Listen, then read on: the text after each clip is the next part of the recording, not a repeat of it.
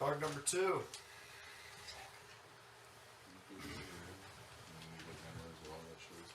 Oh, Judge, Jimmy, again.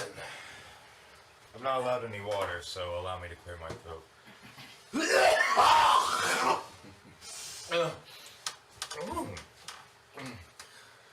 Before I begin, I brought a tool here. This is my anti-heckling tool. It's also my anti-nifty mask. Nifty, I swear to fucking Christ, I will teach you what Ted Bundy was inspired by. Oh no, my anti-nifty device. No problem. Before I begin, I want you to imagine a man so retarded and so traumatized. Imagine that, if you would. A man so retarded and traumatized that he can't even fit things together chronologically. His mind scattered, his brains turned to mush, his penis a terrific size, yet he doesn't know how to score with bitches. You don't have to imagine, that man is me. Before I also begin, I would like to do a good prayer to a silly god. This goes out to you, Tom Servo 3. I'm Servo. Best wife whoever. Green penis. You see, Tom Servo 3 had a wonderful educational video. It was called The History of the Hiroshima Butt Plug. And there I learned the magic phrase that has stuck with me the rest of my life. You see, I'm on the wrong fucking page. That's how retarded I am. But you see, it all started. I was born in a spook-ass Cooks County Masonic hospital. Spooky for 2 reasons. 1, it was a Masonic hospital. 2, there were a lot of blacks. 3, I'm retarded. I was born with a cone head and yellow skin. My mom got scabies, but that's beside the point. She kind of deserved it later on in life. You see, I was inspired by Rugrats. I had a very, very powerful memory even as a little baby. So when I saw Tommy Pickles, I knew what I had to do as a newborn. I had to get away with it while I still could. I had to sling crack. And by God, I became the best crack dealer in all of Chicago for a while. Owned a block squared. That's when you own 4 blocks and a cube. By extension, you own the blocks across the street. It was good for a while. The cops never suspected a newborn. How could they? I was born with yellow skin, a cone head, and I was clearly retarded. It was good for a while until it wasn't. The cops began to catch on to me. So me and my family had to flee to Kansas. There things were good for a while. But then things became bad. We realized some really horrible fucking news. It was just absolutely god-awful. That news was Kansas is boring as shit. They advertised Dorothy's home, and all you see is a little shack surrounded by a bunch of junkies. Dorothy nowhere to be seen. You would hope she would give you a little nookie for traveling all the distance. But nah, Toto was dead. We're pretty sure the junkies were using him as a fleshlight. After that, we just moved on to Pennsylvania. Yes, sir, good old PA. Where apparently I'm one of the last ones with a southeastern Pennsylvanian accent. But that's not funny. That's just fucking weird and gay. I was sent to a lot of different places before preschool. I was mostly sent to YMCA daycares. My mother didn't really hand teach me potty train wise. You see, she would sit me in front of this VHS tape called Potty Time for Him. And it's through that VHS tape that I learned about Joshua. And how Joshua had a little hole for making poo-poo. Naturally, that didn't teach me how to wipe my ass. So every time I took a shit in YMCA, I had to beg one of the teachers to wipe my ass for me. Eventually my mom realized, wait a minute, I think I have to teach this retard how to wipe his ass. I don't think I can just sit him in front of a VHS tape talking about Joshua and how he has a hole for making poo-poo. I don't think that was good. So my mom taught me how to wipe my ass, and I was allowed to go to preschool. Preschool's a madhouse, you know. It's a non-stop bike war. Every day when we were let out for recess, it's every man, woman, and child for themselves. Each one of us running for the big wheel trikes. I'm sure we all remember them, they were the shit. Especially back in the day, you could score any bitch you wanted with one of those. But if you were slow, you'd wind up with a little tyke bike.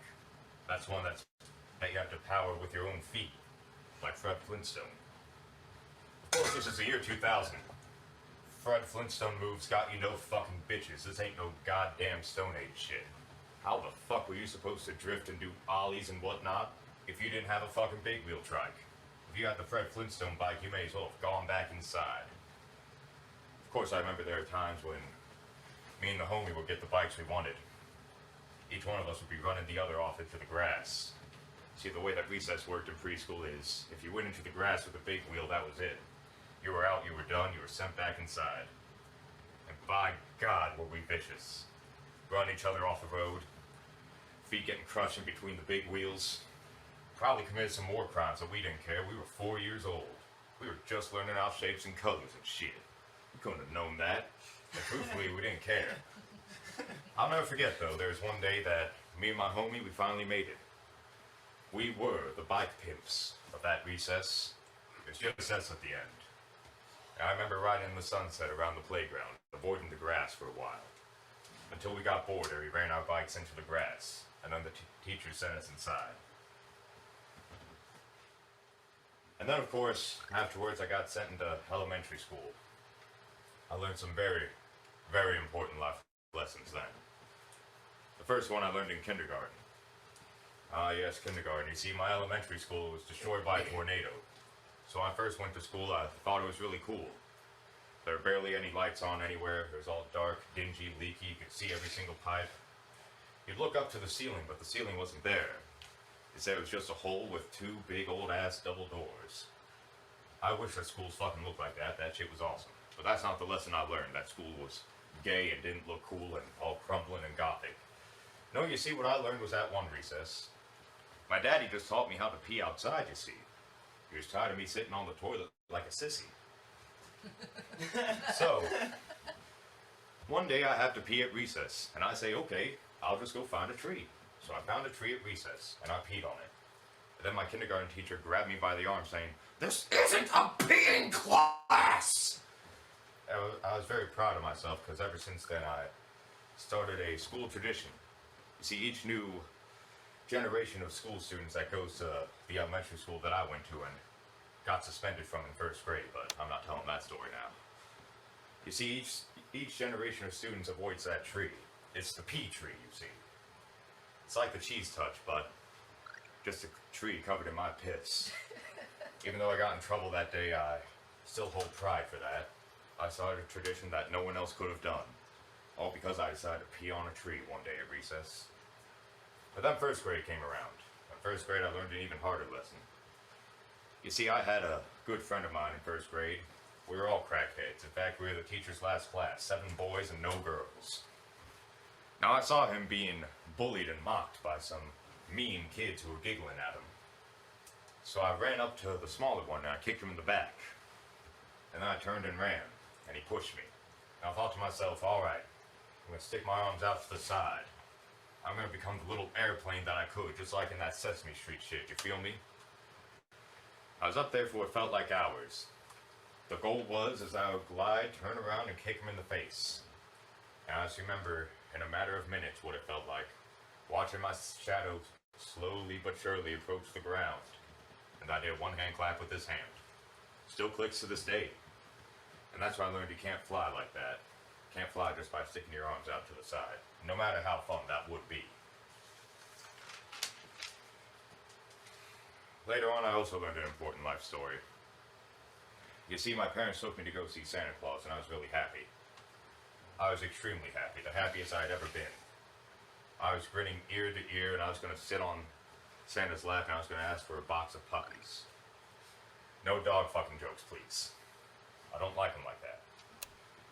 And you see, I remember I got onto Santa's lap, grinning from ear to ear, and he looked at me, he said, "Ho, ho, ho, ho, what a fucking queer!" And he punched me right in the face off his lap. BAM! After that, I learned I can't be smiling like that anymore. That Christmas, Santa came into my house, in my halls, you see. He didn't deck them, though, he dicked them. My walls were covered in semen Christmas morning. My parents yelled at me and said, maybe if you weren't such a faggot, Jimmy, this wouldn't have happened. So I really stopped smiling after a while. My father also raised me to worship an Easter critter, but not the Easter bunny. He let me know that rabbits were weak and immoral because they fucked anything that moved. In fact, the only reason one male rabbit will go into another male rabbit's home is to bite off his testicles, to ensure that his seed is the only seed that goes throughout the rabbit colony. but I'm getting ahead of myself. You see, my father taught me to worship the Easter monkey. He said, now that's a strong animal. You don't fuck with the Easter monkey. You don't be a bad boy for Easter with no Easter monkey. Oh, no, sir. No, sir. I'll never forget telling my friends. They were all down with it, you know. They all knew the importance of the Easter monkey. I told them what my daddy told them. They knew I was telling the truth. Except for one. He kept dissing the Easter monkey, saying, oh, what's he gonna do? Just screech and throw his poo-poo like all the other monkeys do out in Detroit? And I said, no, it's not that kind of monkey. And he ain't gonna throw his poo-poo. Please, my brother in Christ, do not blasphemize the Easter monkey. But he kept on doing it. He kept roasting that Easter monkey. And the Easter monkey paid him a visit. And well, he got what's called Connecticut chimped.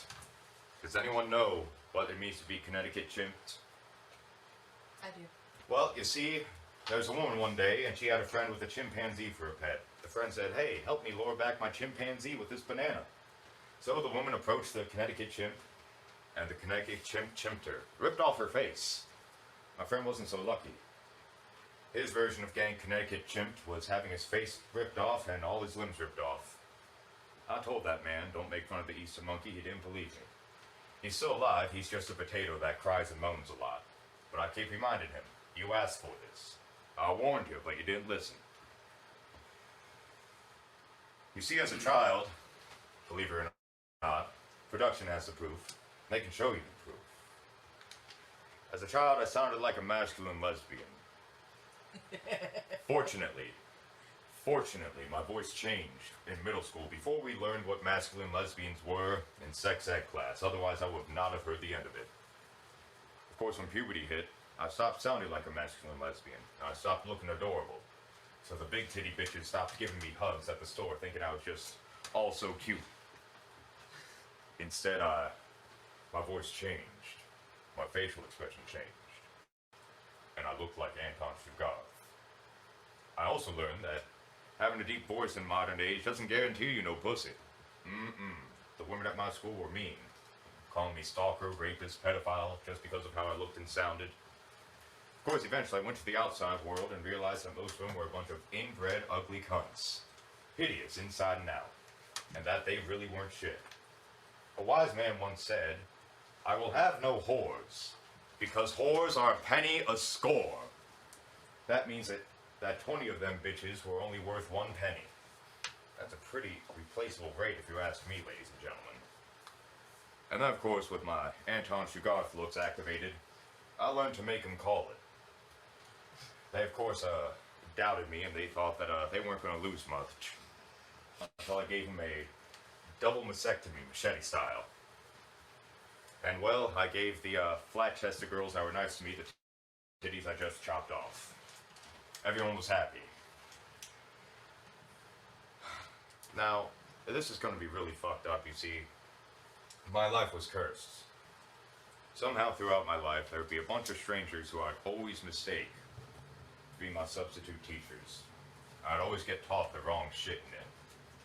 You see, when I was 4 years old, a nice old man approached me at preschool, and I thought, oh, this must be the substitute. And he sat me down, and he showed me a fine movie. Winnie the Jew. You see, in Winnie the Jew takes all of 100 Acre Wood's money. And he keeps it all to himself and just keeps eating it. In fact, I remember a scene very specifically. Piglet went up to him and said, Oh, Jew Bear, please. 100 Acre Woods, we have no money. We're all starving. We can't pay rent. And he said, Shut up, Goyim. Just give me more smeckles of money. Turns out the guy's a neo-Nazi. I don't know what he found in me, but he took a liking to me and tried to convince me to come to his side. Maybe I reminded him of the fear of her. You know, brown hair and green eyes, clearly a mud of a bunch of different races. But that's not the worst of it.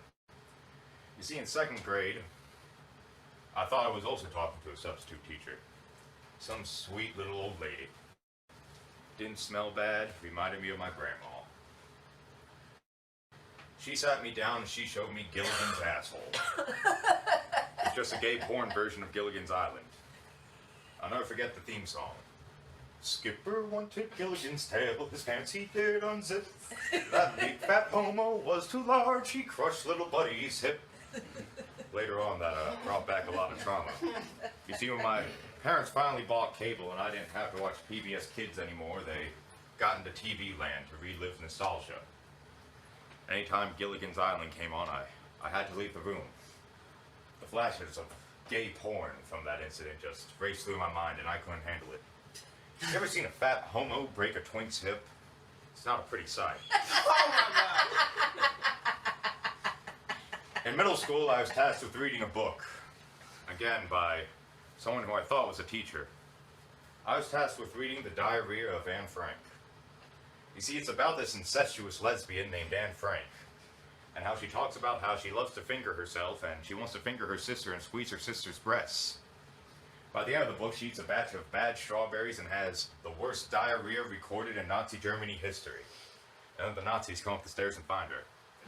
After the war was over, her father found her diary and said, "Oy vey, this is the hottest smut I've ever read in my life. God damn." So he published a guerrillion copies and sent them all around the world so everyone could enjoy the smut that his daughter wrote. Then, of course, That's about 16 minutes. You got any bangers in there? I got more. We ain't seen the top of it yet. I'll go fast. I'll go faster. Give the funniest one. Hang on. I wasn't even safe from PBS Kids. There's a show called Between the Lines, but whenever I was watching that channel, they'd show me a show called Between the Loins. I went, hey now, hey wow, check out what's between the loins. None of that shit was fucking wash. You realize how fucked up it is when you're a 5-year-old boy and you gotta worry about your dick being that fucking filthy? Shit was nasty. And the worst part was, when I fucking had the courage to tell my father that I wanted to be a steam engine when I grew up, he looked at me and he said, "No son of mine's going to be a steam engine!" And he sent me to normal school. It was really stupid and gay, and I hated it. But you know, it's all good, ladies and gentlemen, because at 3 years old, I was a big fan of Blue's Clues. Blue's Clues trained me. And it's thanks to this training in Blue's Clues. 17 minutes, Jimmy. You gotta... This is the last one. Right. I'm guaranteed an audience with God to ask him one question. Because you see, in Sunday school, before they kicked me out for being a goofy kid, they had us draw these little Jesus gingerbread men. I'll never forget just drawing it down. My own little Jesus gingerbread man. Eyes, nose, mouth, buttons, and a big penis. And you see, somehow at age 3, I instinctively knew that if you were a man, having a big penis was key to your success and happiness. Jet just broke something. And that's how I know that no matter how hard I sin, God will at least allow me one question to him. I did portray his one and only son as being hung as a horse. And, well, yeah, you want me to shut up now. So. What's the one question you would ask? Why?